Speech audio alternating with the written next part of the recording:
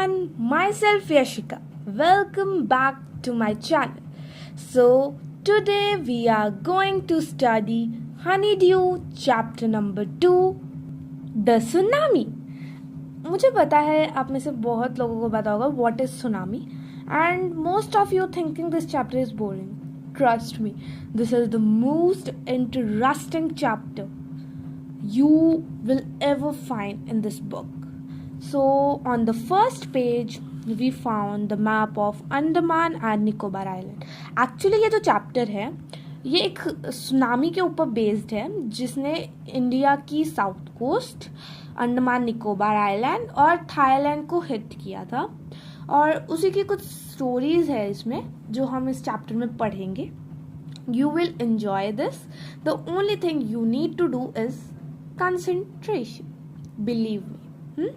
So here is only the map and nothing more. Here are some sentences in which we should correct the mistakes. We will do them later. So let's move to our next page. So let's start with the very first line of the chapter. Tsunami is a very large and powerful wave caused by earthquake under the sea. Mark this line. This is the very important line. Yes, I know कि NCERT solution में ऐसा कोई question नहीं है but it can be come in exam कि internal हो सकता है. What is tsunami? Tsunami earthquake की वजह से होती है. अकॉर्डिंग टू मी आप में से बहुत सारे लोगों को पता होगा अर्थक्वेक क्या है और बहुत से उन्होंने तो फील भी किया होगा कई बार earthquake. I am not just joking. हर ईयर हल्के फुल्की अर्थ शेक करती है. बेशक हम फील नहीं कर पाते कि अर्थ शेक कर रही है या नहीं कर रही है but the earth is shaking, believe me. और कुछ अर्थक्वेक्स होते हैं जो बहुत ज़्यादा हैवी होते हैं, लाइक भुज में हुआ था जो हमने जियो में पढ़ा था लास्ट ईयर. और कुछ होते हैं बहुत लाइट जिनका हमें फील भी नहीं होता कि कोई अर्थक्वेक आया था. सो जब जैसे इम्पैक्ट आपको पता है अर्थक्वेक के क्या होते हैं. जब अर्थक्वेक आता है पूरी अर्थ ऐसे शेक कर जाती है, बिल्डिंग्स कोलैप्स हो जाती हैं, गिर जाती हैं, लोग काफ़ी हार्म होते हैं. अब एज वी ऑल नो, मैं बार बार ये वर्ड यूज़ कर रही हूँ but you all are very intelligent. Sea के अंदर भी तो ज़मीन है तो वहाँ पे भी तो अर्थक्वेक आता होगा. तो वहाँ जब अर्थक्वेक आता है वहाँ कोई बिल्डिंग तो है नहीं, तो मिस्टर वाटर कहते हैं कि हम बिल्डिंग का काम करेंगे. तो अब वो बिल्डिंग तो बन नहीं सकता हार्ड. तो वाटर क्या करता है, वो बिल्डिंग की तरह हिलने लग जाता है. अब वो हिलता है तो वो राइज होने लग जाता है. राइज होता है फिर वो एकदम बहुत ज़्यादा राइज होकर फिर गिरता है. अब हवा में तो वो रह नहीं सकता तो वो नीचे आता है. That's called tsunami. Okay, let's go. On 26 December 2004, a tsunami hit Thailand and parts of India such as the Andaman and Nicobar Islands and the Tamil Nadu coast. Here are some examples of courage and survival. Actually, the date 26 December 2004 is a date of curse for India. Actually, I am not joking. You can search. It is a date of curse. या north India, south India, west India में इतना ज़्यादा feel नहीं हुआ था but south India के लिए ये कर्स वाला डे था. ये इतनी ज़्यादा हैवी सुनामी थी कि अंडमान एंड निकोबार आइलैंड के कम से कम 90% लोग इंजर्ड तो ज़रूर ही हुए होंगे और उनमें से भी कम से कम 60 to 70% लोगों की तो डेथ हो गई थी. तो south India, Andaman Nicobar island में तो इस डे को कर्स डे माना जाता है. बहुत से लोग तो इसकी वजह से आज भी ट्रॉमेटाइज थे. तो चलिए उनके कुछ स्टोरीज, एग्जाम्पल्स पढ़ते हैं. बहुत इंटरेस्टिंग है ये. तो पहले तो हमें बुक में ये इमेज दिख जाती है जिसे देख जो इमेज इतनी हॉरिफाइड है तो आप सोच सकते हो जिन्होंने ये रियल में देखा होगा उनकी क्या हालत हुई होगी. These stories are all from the Andaman and Nicobar archipelago. Actually archipelago एक आइलैंड का मतलब नाम है अंडमान निकोबार आइलैंड का. जैसे हमने मैप देखा था, मैं आपको फिर से दिखाती हूँ. जो ये मैप देखा था आप इसमें देख सकते हो छोटे छोटे ग्रीन कलर के डॉट्स हैं. तो इस तरह का एक आइलैंड है अंडमान निकोबार आइलैंड जो स्टिल है चिपैलेगो नाम से. वहाँ पर एक इग्निशियस नाम का आदमी रहता था जो एक मैनेजर था एक कोऑपरेटिव सोसाइटी का कच्छल में. एक चिपैलेगो में ही जगह है. His wife woke him up at 6 AM। उसकी जो वाइफ थी उसने उसे 6 बजे उठाया सुबह के, क्योंकि उसे लगा कि कोई अर्थक्वेक है। एज आई टोल्ड यू, सबको पता व्हाट इज अर्थक्वेक। तो इग्निशियस है, उसने उसकी बात मानी, उसे इग्नोर नहीं किया और अपने टेलीविजन सेट को ध्यान से टेबल से उतार कर नीचे रख दिया। He is very worried about his television set that it would not fall and break, ताकि वो गिरे ना और टूटे ना। और फिर उनकी पूरी फैमिली घर के बाहर भागी। When the tremors stopped, tremors का मतलब झटके, like आप वर्ड मीनिंग में भी देख सकते हो, यहाँ a slight shake लिखा हुआ है ना। Okay, let's continue. They saw the sea rising, उन्होंने देखा कि सी ऊपर की तरफ बढ़ रहा है, आगे की तरफ आ रहा है। The chaos and confusion, two of his children caught the hand of their mother's father and mother's brother. Chaos and confusion होता है कि अचंभित और थोड़े से परेशान, मतलब as you all can understand कि जैसे कई बार ऑप्शंस होते हैं, या मान लो आप इमेजिन करो कि आपके घर में डाकू आ गए, तो एकदम आप ऐसे कंफ्यूज हो जाओगे कि हम क्या करें। तो ऐसे ही उनको सी राइज होता हुआ दिखकर ऐसा कंफ्यूजन सी होने लगी, व्हाट शुड वी डू। सो उसके बाद उसके एक्चुअली उसके 5 चिल्ड्रन थे, मैं आपको पहले ही बता देती हूँ। 2 जो उसके बच्चे थे उन्होंने उनके नाना जी और मामा जी, जिन्हें इसमें mother's brother and mother's father से डिफाइन किया गया, उनका हाथ पकड़ा और वो जिस साइड से सी उठ रहा था उसके अपोजिट डायरेक्शन में भागने लगे, जैसे उसके सामने की तरफ। मानो जैसे लेफ्ट साइड से सी उठ रहा है तो वो राइट साइड की तरफ भागने लगे, जो उनकी सबसे बड़ी मिस्टेक थी। और उसने उन्हें कभी वापस नहीं देखा और उसकी वाइफ भी बह गई। Only he and other 3 children who came with him saved. जो उसके साथ जो उसके 3 बच्चे थे और वो सिर्फ वो चारों ही बच पाए, बाकी उसकी फैमिली पूरी खत्म हो गई, पूरी डिस्ट्रॉय हो गई। देख रहे हो आप, सुनामी की वजह से किसी की फैमिली, किसी का घर, यहाँ तक कि किसी की खुद की जान भी चली गई। Now you can realise how difficult it is to live in such a tremor. Next page. Sanjeev was a policeman, another story, serving in the Katchal of the Nicobar group of island. Katchal Nicobar में है, इसे अंडमान में मत घुसाइएगा। He somehow manage to save himself, his wife and his baby daughter. उसने किसी तरह manage किया, खुद को सेव किया, उसकी वाइफ को और उसकी बेबी डॉटर को उन जायंट वेव्स से। लेकिन उसने तभी चिल्लाने की आवाज सुनी जॉन, जो उनके गेस्ट हाउस का कुक था, उसकी वाइफ की। तो संजीव एक पुलिसमैन था, as we have read, and all of you know how brave policeman are. They can even sacrifice their own life for other. So वो जंप कर गया पानी में अब उनको बचाने के लिए। But as we all know, nobody is greater than the nature. He also swept away. 13 years old मेघना, एक्चुअली ये हमारी ही एज की है। मोस्ट ऑफ द चिल्ड्रन इस एज में 12 के होते हैं, कुछ 13 के भी होते हैं। तो वो जो थी वो भी बह गई थी अपने पेरेंट्स और 77 और लोगों के साथ। 77, it's not a small number. 2 days तक वो सी में फ्लोट करती रही। ऐसा आपने कई मूवीज, इंग्लिश मूवीज में भी देखा होगा कि एक लकड़ी के फट्टे पे लोग कई दिनों तक सी में तैरते रहते हैं, और वो गॉड की गिफ्ट, गॉड की ब्लेसिंग होती है कि उस टाइम वो सी राइज नहीं होता और वो जिंदा बच जाते हैं। वो उस सी में 2 दिन तक तैरती रही, एक लकड़ी के टुकड़े को पकड़ कर। उसने 11 टाइम्स रेस्क्यू हेलीकॉप्टर देखा।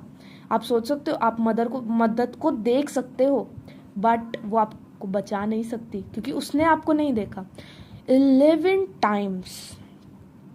और उसके बाद वो अपने आप ही एक छोटी सी वेव आई जिससे वो डूबी नहीं, वो उसे किनारे ले आई, शोर पे ले आई, और फिर देखा गया कि वो बेहोशी की हालत में चल रही है उस पर। मतलब कितना हॉरिफाइंग होगा ना कोई ऐसे चलता हुआ दिख जाए तो। Okay, let's move on. Almas Javed was 10 years old। अरे ये तो हमसे भी छोटी है। वो कार्मेल कॉन्वेंट में आई थी क्रिसमस सेलिब्रेट करने, पोर्ट ब्लेयर, जहाँ उसके पापा का पेट्रोल पंप था, और उसकी मदर जिसका नाम था राहिला, उनकी एक नैनकोरी आइलैंड, होम नैनकोरी आइलैंड, मतलब नानी के घर पर गई थी वो अपने। वहाँ पर वो क्रिसमस के लिए गए थे, मैंने आपको पहले ही बता दिया। तो ट्रेमर अर्ली मॉर्निंग में आया था जब फैमिली सो रही थी। तो as you all know, sleeping में किसी को इतना पता नहीं चलता। अलमास के फादर ने देखा कि सी पीछे की तरफ जा रहा है, वो समझ गया कि वाटर बहुत तेज़ी से वापस आएगा। उसने सबको उठाया और भागने की कोशिश की। जैसे ही वो भागने लगे, उसके जो दादाजी थे, उनके मतलब उसके फादर के नहीं, अलमास के दादाजी, उसके सर पे कुछ आकर लगा और वो नीचे गिरे।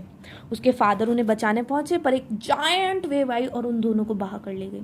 अलमास की मदर और उसकी आंट से यहाँ आप मौसी चाची जो समझना चाहते हैं वो समझिए, पर उसकी आंट थी एक, दो थी नहीं शायद 3 थी। आंट्स लिखा हुआ है, पता नहीं कितनी होंगी। चलिए आगे चलते हैं। वो एक लीव कोकोनट ट्री में भी आप में से कुछ लोगों ने नहीं देखा होगा, मैक्सिमम ने देखा होगा। उसकी लीव्स काफ़ी बड़ी बड़ी होती हैं।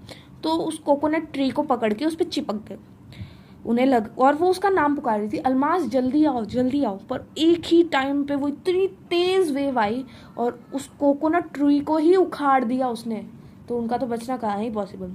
लेकिन अलमास ने एक फ्लोटिंग लकड़ी के दरवाजे पे वो चढ़ गई, और जब वो उठी तो वो एक हॉस्पिटल में थी, कामोरोटा, जहाँ से उसको फिर पोर्ट ब्लेयर लाया गया। वो जो छोटी सी बच्ची है वो किसी से बात नहीं करना चाहती उस इंसिडेंट के बारे में, और वो स्टिल ट्रॉमेटाइज्ड है। डू यू नो, ये बुक अभी न्यू एडिशन की है 2022, और वो 2022 तक ट्रॉमेटाइज्ड है। डू यू बिलीव मी, 20 साल हो गए पर वो भूल नहीं पाई उसको। ओके, कॉम्प्रिहेंशन चेक, वैसे तो आपको आंसर्स दिख ही रहे हैं, बट हम इसे एनसीईआरटी सॉल्यूशन वाली वीडियो में सॉल्व करेंगे। Okay, so Tilly Smith, a British school girl, एक ब्रिटिश की स्कूल गर्ल थी जो 10 ईयर्स ओल्ड थी। उसने काफ़ी लोगों की जान बचाई, सुनामी में स्टक थे जो फुकेट बीच पे, और उसको काफ़ी सारे अवार्ड्स मिले। उसके पेरेंट्स ने कभी अपनी बेटी को अलाउ नहीं किया कि वो इंटरव्यू दे टीवी पर और उसको कोई हीरोइन बनाया जाए।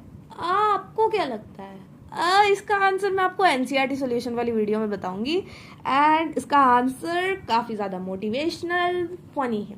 मैं आपको दोनों के रीज़न दूंगी, येस और no, then you will comment which one is better. Okay, let's move on. Here is a story from Thailand. अब अंडमान निकोबार तो पढ़ लिया हमने, चलो छोड़ो उसको, बहुत पढ़ लिया। अब हम थाईलैंड पढ़ते हैं। बहुत सारे बच्चों का अब इंटरेस्ट आया होगा, अब हम कुछ इंटरनेशनल पढ़ेंगे, नेशनल तो पढ़ लिया। चलो, the Smith family, Tilly Smith की family from south east England were celebrating Christmas. वो भी क्रिसमस सेलिब्रेट करने आए थे, ये भी क्रिसमस सेलिब्रेट करने आए एक बीच रिजॉर्ट में, southern Thailand. Southern Tilly Smith 10 years old school girl है। 10 ईयर ओल्ड तो पहले थी वो, अब तो 30 हो गई होगी। टिली स्मिथ थी वो, और उसकी बहन थी एक जो 7 ईयर्स ओल्ड थी, 3 साल छोटी। उसके पेरेंट्स का नाम था पेनी स्मिथ और कॉलिन स्मिथ। सो 26 दिसंबर की ही बात है। Deadly tsunami waves was already on their way, वो अपने वे पे, और उन्हें ट्रिगर किया गया था। सुमत्रा नाम का एक आइलैंड है जो थाईलैंड के पड़ोसी आइलैंड है एक तरह से, आप मान लो। वहाँ पर एक अर्थक्वेक आया था ह्यूमन एक्टिविटीज़ की वजह से, और उसकी वजह से सी है वो ट्रिगर हो गया था। तो वो सी था वो ऐसे स्वेल होने लगा और वो आने लगा। पेनी स्मिथ ने अपने इंटरव्यू में बताया था कि जो बीच है वो छोटा छोटा होते जा रहा था, और वो नहीं जानती थी कि क्या हो रहा है, बिकॉज वो ये भी नहीं जानती थी सुनामी होता क्या है। लेकिन टिली स्मिथ को फील होने लगा कि कुछ तो गड़बड़ है। उसका माइंड वापस इंग्लैंड में जा रहा था, जहाँ उसकी जियोग्राफी टीचर ने उन्हें एक सुनामी की वीडियो दिखाई थी कि सुनामी आती कैसे है। उसने उसमें देखा था कि पहले बबल्स बनते हैं, सी पीछे जाता, फिर ग्रेट फोर्स से वापस आता है। तो एक्चुअली वो वीडियो है जो वो हवाईयन आइलैंड्स का था, जो 1946 में हुआ था। टिली स्मिथ थी, वो थी क्लास की टॉपर। हम यहाँ पर उसको टॉपर बोलेंगे क्योंकि उसको ये फील हो गया था कि अब तो सुनामी आएगी। तो वो तेज तेज चीखने लगी, चिल्लाने लगी, मॉम डैड यहाँ से चलो, यहाँ सुनामी आने वाली।